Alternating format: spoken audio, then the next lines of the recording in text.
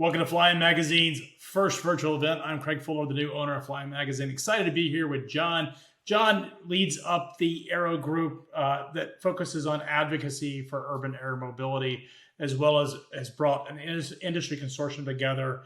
You're also involved in the traditional parts of aviation, general aviation. Talk a little bit about how you guys formed Aero and what the purposes of this new organization is.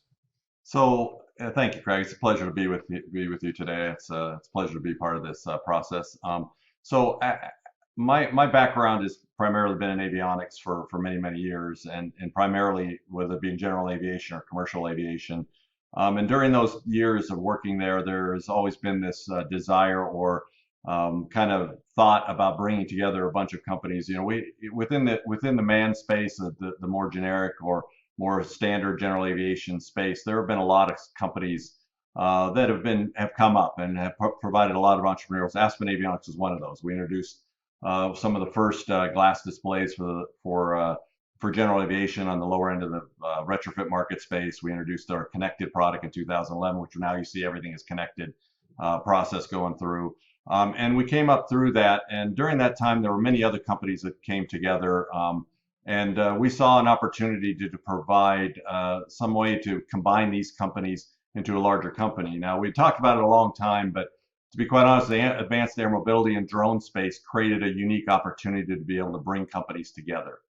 That particular event that we're right in the early stages of are providing opportunities for companies like Aspen and others to come together to build a mid-tier aerospace company. Many of those companies have been kind of swallowed up by the bigger companies, and it's left a bit of a void for us to step in. But truly, Craig, the big impetus for being able to pull companies together are the opportunities coming out of the drone, advanced air mobility, UAM, UAS space, with all kinds of names for it today, and the opportunities for bringing those kinds of technologies, whether they be avionics technologies, propulsion technologies, or airframe technologies, into the market, and that creates a unique opportunity that the Aero Group is trying to take advantage of. Now, what are you hoping to accomplish by bringing competitors essentially together to really create this entirely new business model and drive in innovation? Yeah, it's interesting you ask that question, because what we're trying to do fundamentally is take advantage of a time and space in our markets where a lot of new technologies are coming to bear. In the advanced air mobility space or drone space, and taking the learnings of companies like Aspen Avionics and others within the Aero Group to combine them to create a set of products from airframe, air mobility down to sensors, and providing that to a market that really almost seems like or feels like has unlimited growth. And that's quite unique in our space because we're oftentimes limited by the certified market space or the number of aircraft out there, and the number of OEMs in the business aviation space and the commercial space have been reduced. So this eVTOL AAM space creates a lot of new opportunities for application of technologies that many of the companies in Aero and Aspen included have been trying to develop, but have not found the big growth space for them, and now that's being presented to us. How do you answer cynics that talk about the reality of this sort of new age of aviation? Is there's a lot of bullishness. We're seeing venture capitalists pour hundreds of millions or billions of dollars of capital into the space to really drive the future. Everything from sort of the concept of cargo drones all the way to air taxis or the flying cars, if you will. There's a lot of excitement, but there's also a level of cynicism or skepticism that exists. How do you answer the folks that say, "Hey, this isn't real, and it's something that won't happen or is unlikely to happen"? How do you see the world? Well, I've spent quite a bit of time in the aviation industry, and I always harken back to my beginnings of when I first started as an engineer. I was working on the 767. And we were putting glass panels in there. There are CRT panels, and now I jump forward to an aircraft owner that has glass cockpits that are more capable than that 767 and many of the commercial aircraft that are flying today. And I remember back at that time, everybody said it couldn't be done, and or wouldn't be done, or there are all kinds of barriers to it based on certification from technology, all those things. I guess my answer to that is really that one thing that's the most fascinating about the aerospace industry is that we always try. We always try new technologies, and yes, some don't make it, and some make it. This particular one is very unique in that we're at the kind of a intersection of a lot of things. We're intersection of technologies, whether they be range from battery technology, electric propulsion, electronics, that are all coming together at the same time, creating creating possibilities that we couldn't dream of before. And the healthy dose of cynicism is probably well placed, because many of these ideas and stuff, like others in aerospace, may not come to fruition. But this particular one, this intersection of all this technology and all this capital that's being put into this market, would suggest that we are moving to a new era in aviation, where we will have eVTOL AAMs and eventually autonomous type vehicles, because the technologies of sensors, propulsion, and airframe are all coming together at the same time. So a healthy dose of cynicism is always good in aerospace, because it's there. But on the flip side, these opportunities are so unique and coming together at the same time that I really believe this is a growth period within aerospace that we probably haven't seen in a long time. Yeah, it is exciting, and we have started to really cover a lot of it since. One of the reasons that I got excited to be a part of flying and have a chance to buy flying and acquire it is that aviation is going through a renaissance. Everything, as you mentioned, glass panels sort of ignited a lot of interest around what you can do with technology. But now we have eVTOLs, we have autonomous, potentially on the horizon, drones. I see the behind you. You got this picture of astronauts. I think about space commercialization. It's all taking place right in front of our eyes. And I think about, I grew up, I was born in 1979, and the 1980s very much feels like the end of sort of the aerospace revolution of the 20th century, sort of stagnated from my point of view. But it really in the last 10 years has sort of picked up steam, and it's just starting. But I wonder what the timeline is going to look like for some of these technologies. What is your view in terms of, we heard people that are very bullish about some of the eVTOLs and urban mobility sector happening in the next 5 years. Some have actually said it's probably 20 to 30 years out. What is your point of view? So a couple points on that. First point is, I think I agree with you. The 80s were kind of like a transitional era. I grew up with the astronauts. I'm a big astronaut buff because of that time.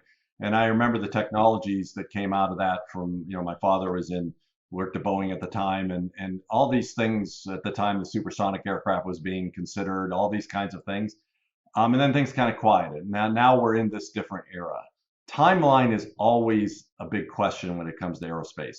The difference here, I think, Craig, is we're finding that, this particular market space is bringing investment and people into our industry that were not stooped in the aerospace way of doing things, where things took a lot of time, and it just seemed that it was impossible to achieve those kinds of things.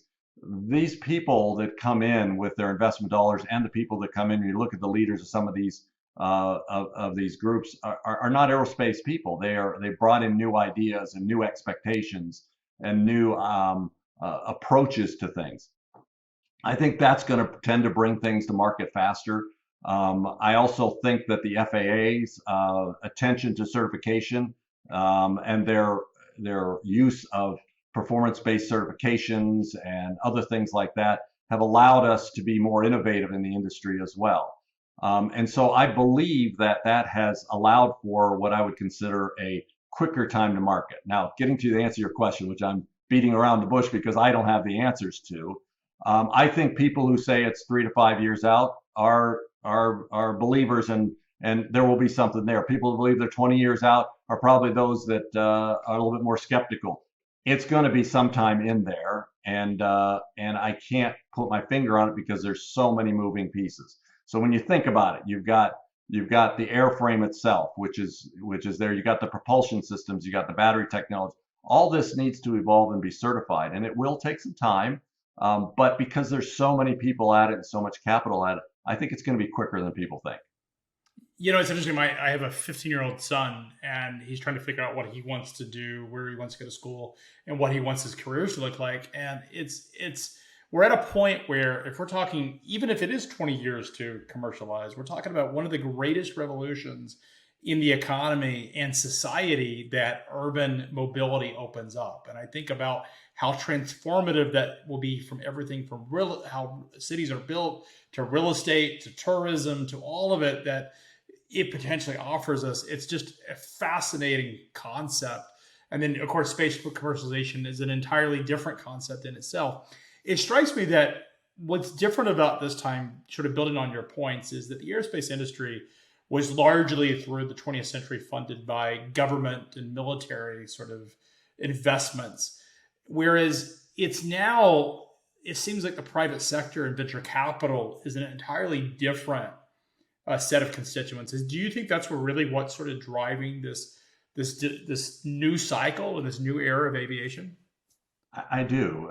You make an excellent point. So if you think about over the last, you know, 35 years of my career, the innovation came out of those places that were the companies, the big companies, the Boeings, the Airbuses, Northrops, the Lockheeds, all these great companies that brought technology to bear.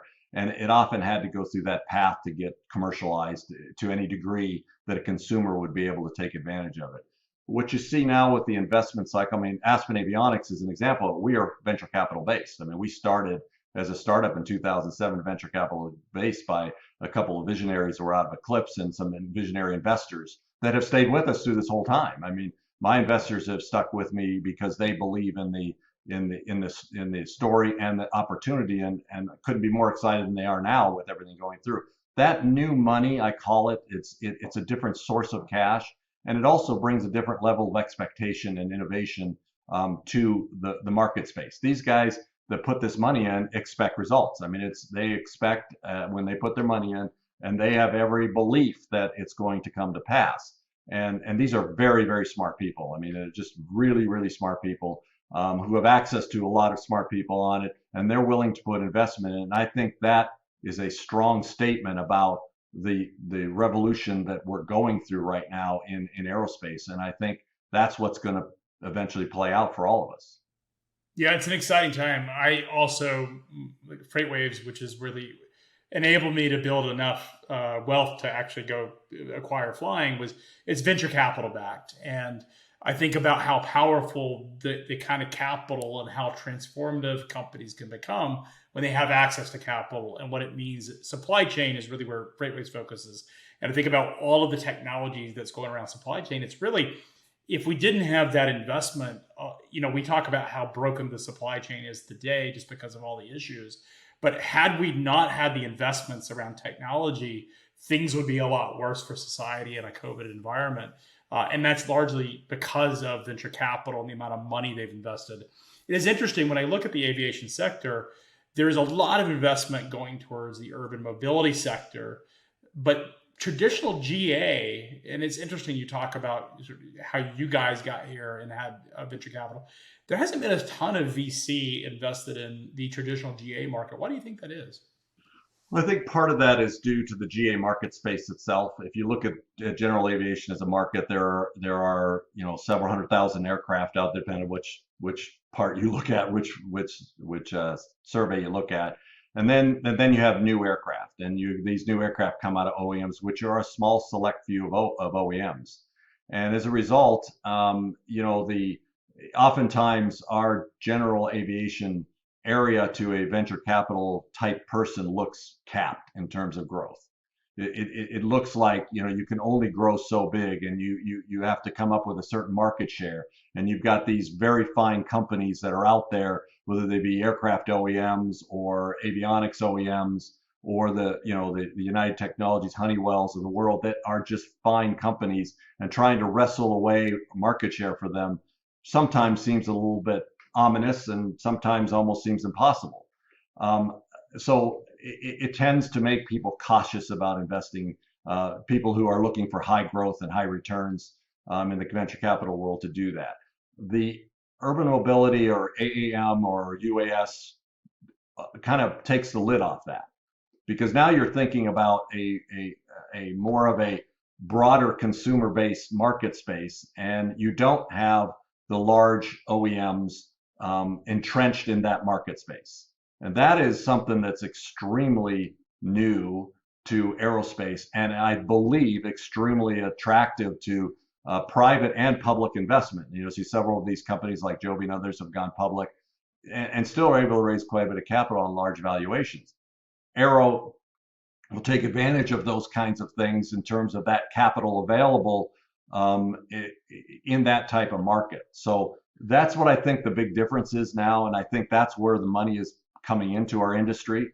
And I think that's where the feelings or ability to have what oftentimes investors like to have talk about is unlimited growth, because that means that you have that high growth possibility, but in addition to that, you don't have entrenched companies that you have to fight for market share. It's more of a free for all like you see in the tech world, and Yeah, it that gives makes you it very exciting for investors, in my opinion.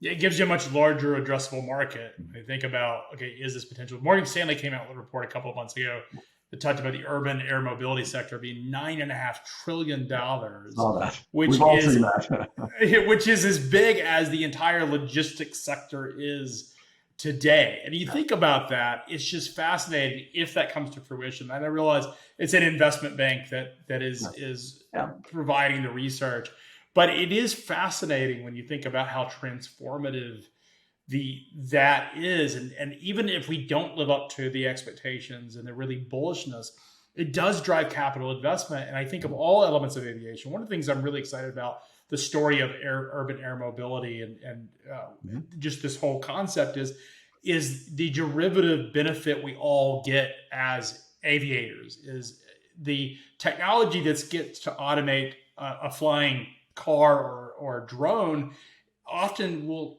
also show up in general aviation sector for safety technologies and sensors. I do have to ask one question, John, and I know it's a loaded question. Is the FAA helpful, or are they constructive, or are they challenging to really drive this? Are they enabling, or are they creating friction for this? Yeah. Yeah, people ask me that question a lot. And understand that I've been in this industry for quite some time and seen all different phases of certification processes and procedures, from Part 25, 29, 27, the whole thing. I've seen a transformation in the FAA's approach towards certification for bringing new tech, what they would call safety enhancing technologies, which all this falls under. I mean, you look at what's come to market in the general aviation aftermarket in terms of just glass displays, autopilots. You know, some of these new autopilots that Garmin and Genesis have brought out are just fascinating safety and enhancing features. And I think the leadership of the FAA has really bought into the safety enhancing technologies there, and they've extended that now to this UAM AAM market space. They're bringing their learnings and bringing that into that, and I think they're a facilitator for this going forward. I've been involved in many different aspects of it, and I truly believe the FAA is aligned with trying to bring this technology, this safety enhancing technology and this type of technology to the market space. So I have high hopes in the FAA world that they are going to continue that way. Their leadership is definitely aligned to it. So I'm very optimistic that the FAA is an enabler of this technology and will continue to do so.